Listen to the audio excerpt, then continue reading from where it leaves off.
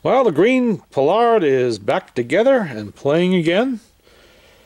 This is, I guess, a 1930s era machine, it seems to be. I would think of it more as the equivalent to an HMV 101 in the Paillard lineup. It had a dizzying number of machines in their portables.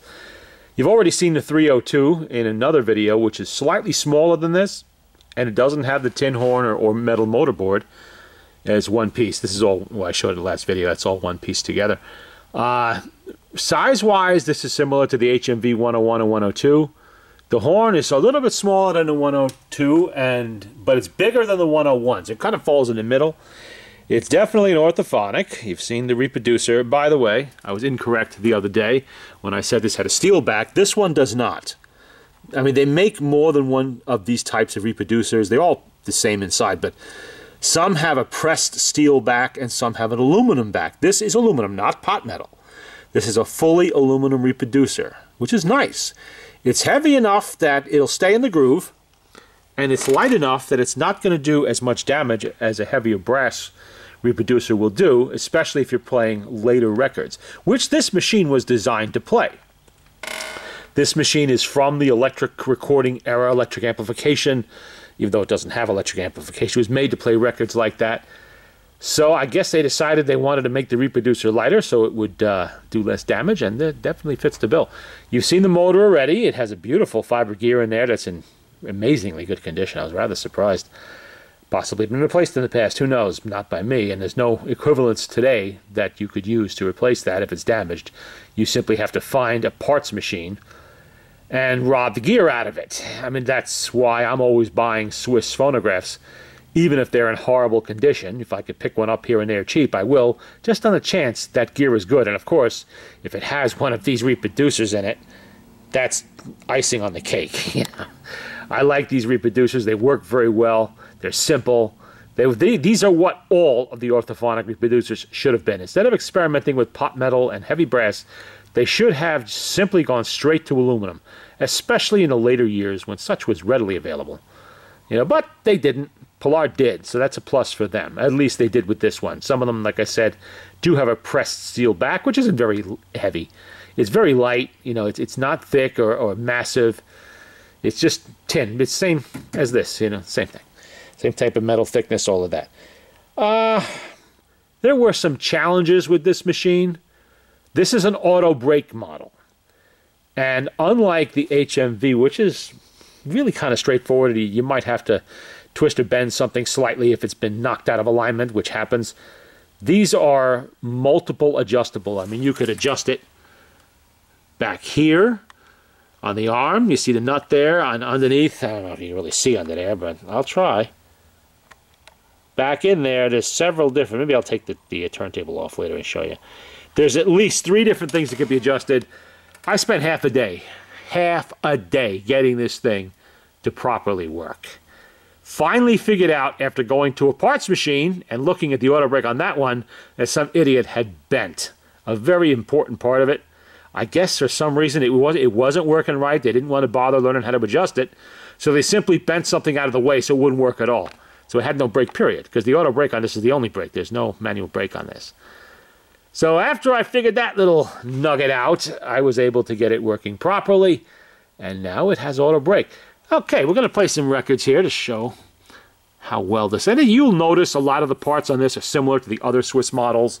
The speed control, for instance, which is also multi-adjustable. The tone arm, all of these parts will show up on the 302. They'll show up on the big non-badged... I think I did a video on one, the big plum-colored one with the chrome deck that shows up on the U.S. market. Now, unlike HMV, which did not sell in North America, on the U.S. market. They didn't sell in Victor's territory. They had a handshake agreement with Eldridge Johnson for that. Paillard had no such agreement, and they sold here as much as they could. They provided parts for other manufacturers in this country who wanted to build machines, motors and motorboards and all that kind of reproducers. They sold reproducers as replacement parts for any machine. And even to this day, I am still occasionally picking up Paillard reproducers or Thorens reproducers, same company after a while. new in the box that were never actually used. And they're beautiful reproducers. They really are one of the very best that was available, especially aftermarket.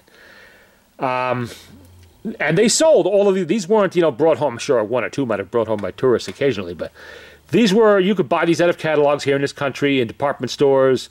They were readily available. Dealers had them. You didn't have to, get around anybody's handshake agreement. You could buy a Paillard anytime you wanted. And they took full advantage of this by having a machine for every budget and every purpose, at least as far as portables go. They didn't get into the big credenzas, not in this country that I found anyway, or anything like that. They were a portable manufacturer, although they were into a lot of other things too. Paillard is a very big company. Still exists today. I believe they're making either musical instruments or maybe they're still making cameras. I don't know, something like that. They started off with music boxes, and when they got into phonographs, they got into it in a big way.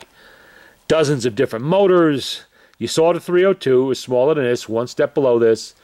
Smaller horn. It had the half tin, kind of an abbreviated little tin horn in there that then turned to a shaped wood that went, and cardboard, and a smaller horn opening, but a smaller, physically smaller machine. This is the larger one, and it still has a single spring motor, but it is a good single spring motor. Like all of the Swiss motors of this era, it has you could adjust things like the governor bushings so you get perfect alignment on the governor, and there's less noise that way. The fiber gear is not there because they were cheap. I don't think those gears were cheap to make at the time. They were made to reduce noise, because the noisiest part of a phonograph motor is always going to be the governor shaft and the gear that it meshes with. That's turning the fastest, gets the most wear. It's always going to be noisy. But the Swiss tried to mitigate that by using the fiber gear and having it, infinitely adjustable, so you can get just the right angle on there to make it perfect. Let's see about a record now. This is an oddball record. Mountain Water makes the difference. The Cumberland Brewing Company. This is actually an advertisement, and I believe this was made to be played on the radio. It says Allied Phonograph Records Manufacturing Company, a radio disc, Hollywood, California, and it is advertising the Cumberland Brewing Company. They do not say who is on this, and I don't know country music well enough to know, but we'll see. It does play, so it's just an oddball thing. And a friend of mine came across this while buying records for me recently. Now watch this. To actuate the auto brake, you have to be a little bit firm. Don't slam it, but see? You have to do that because that arm needs to reset. And always use a small needle when playing records, electrically recorded. This is a 40s or 50s record. Use the tiny needle, because this will blast like a trumpet otherwise. Hey, this sucks.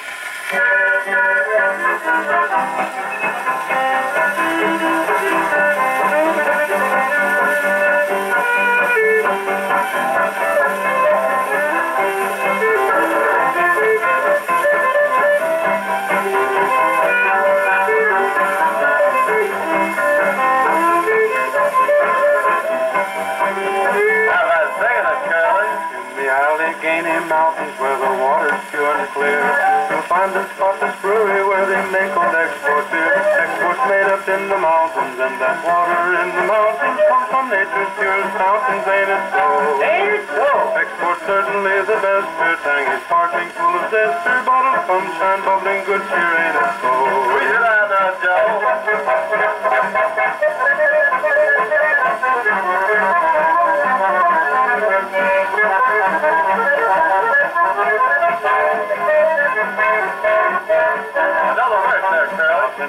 Thirsty miners after laying down their tools always drink old export beer, their dusty throats at school. Exports made up in the mountains, and that water in the mountains comes from nature's pure fountains, ain't it so?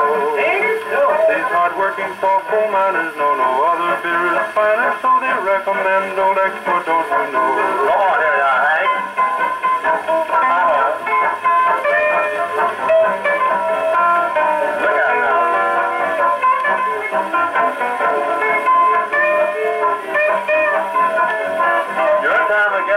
Thousand strong trucks drivers hauling all the fastest freight. Weak export when work's over, and that's why they're seldom late. Export's made up in the mountains, and that water in the mountains comes from nature's purest fountains, ain't it so? Now you know why truckers all small as they start down that last small mile. For export beer, they haven't far to go.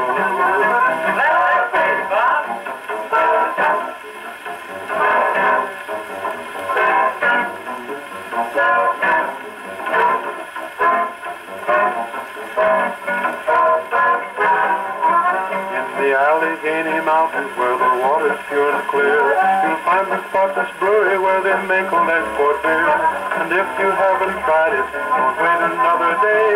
You'll like it better, different taste, get old export today.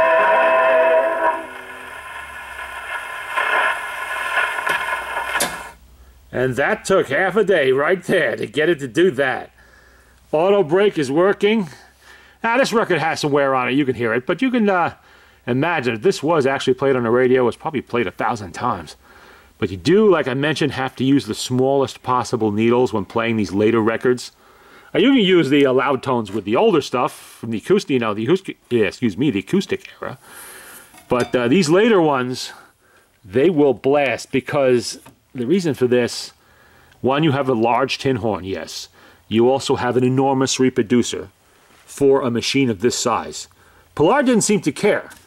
They put their best reproducers, their largest reproducers, on even the smallest machine. Doesn't matter if the horn was the size of a shot glass. They'd still put a reproducer like this. I mean, this is bigger. The diaphragm in there is larger than you will find on the Victor or the HMV orthophonic reproducers. It is truly, really huge. Something like this would easily play on a credenza or a very larger machine with no problem at all. It could be used on that, and I'm sure that they had some machine that big they did, but why they chose not to make a smaller reproducer for the smaller machines, I don't know, but they didn't. So that means you got to use tiny needles if you're going to be playing later records, which is what we are playing today, because this record and the one under it actually came with this machine. It was in the record tray when I got it. This is Old Buttermilk Sky by Hoagie Carmichael. I mean, we have some chips, we have some scratches, and I'm sure definitely some wear in there. But we're going to play it anyway. And we're going to play it with a small needle. Always use a little needle on these. I mean, you don't have to. If you like blasting music that you know is so loud you almost have to cover your ears, then by all means, use the large needles. But I don't really care for that, so we're going to go with the small needles. You know what? I should probably wind that up a little bit because I'm not really sure how if I wound it before. One thing about these Swiss machines, while they wind very easily, just like the HMVs, they have a non-return spring set up on the winding handle. You do have to wind them a lot. You can see how small this handle is. Average is about 85 to 90 turns from dead flat to fully loaded. You know, it really does take a lot. Yeah, I guess I hadn't wound it before because I'm winding it more than I thought. And when you feel resistance, you just stop. And it's a very small handle on there, so.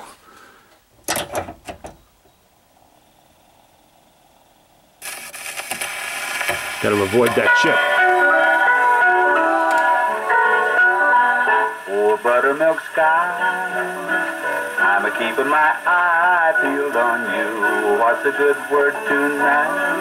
Are you gonna be mellow tonight? Oh, buttermilk sky, can't you see my little donkey and me? We're as happy as a Christmas tree, heading for the one I love. I'm gonna pop her the question, that question. Do you, darling, do you do? It'll be easy, so easy, if I can only bank on you, oh, buttermilk sky. I'm a-telling you why, now you know, to keep it in mind tonight. Keep a brushing those clouds from sight, oh, buttermilk sky. Don't you feel me when I'm needing you most? Hang a moon above her hitching post, hitch me to the one I love.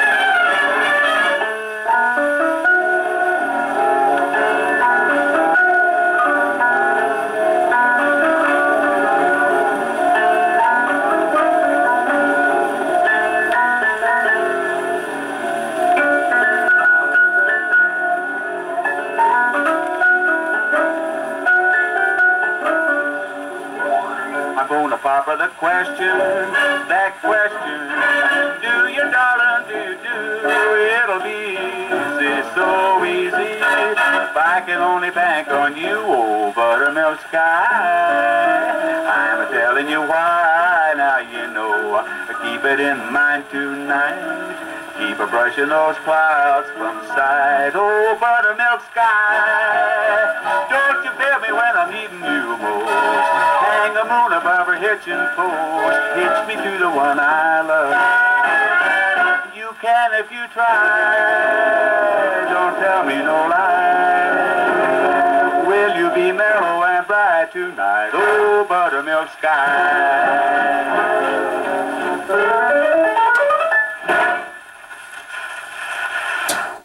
Perfect.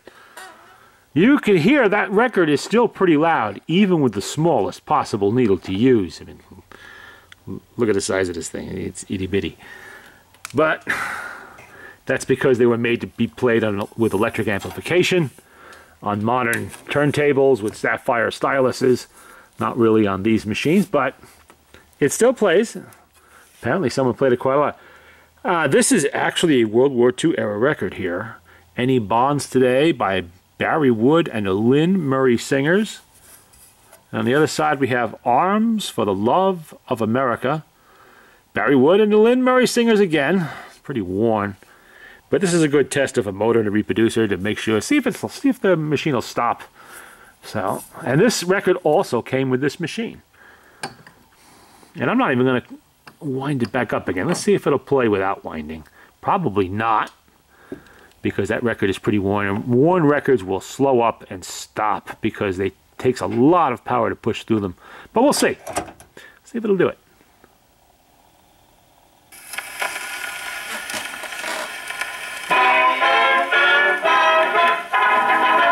On land and on the sea and in the air, gotta be there, we've gotta be there. America's sounding her alarms, we've gotta have arms, we've gotta have arms, arms for the love of America. They speak in a foreign land, with weapons in every hand. Whatever they try, we've got to reply in language that they understand. Arms for the love of America, and for the love of every mother's son, who's depending on the work that must be done by the man behind the gun. Arms for the love of America. They speak in a foreign land, with weapons in every hand. Whatever they try, we've got to reply in language that they understand. Arms for the love of America, and for the love of every mother's son, who's depending on the work that must be done by the man behind the gun.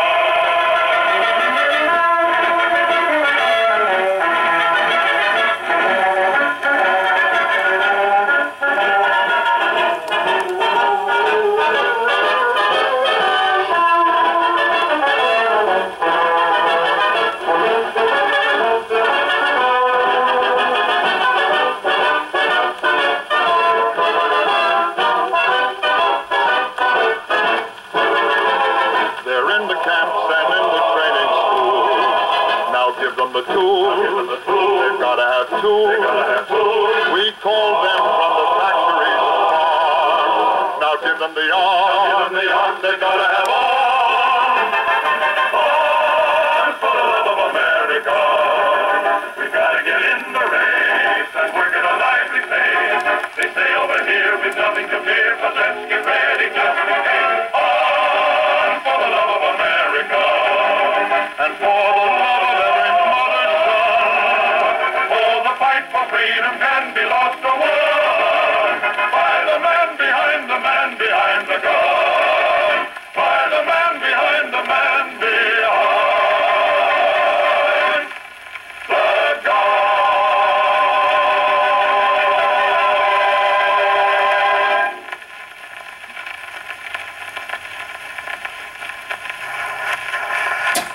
Well, that was a surprise. Spring is stronger than I had given it credit for. I mean, it looked pretty good when I took it out. You can always usually tell how the spring's going to be when you have it out of the barrel. You know, if it's kind of compacted and all together, you know there's not much spring left in it.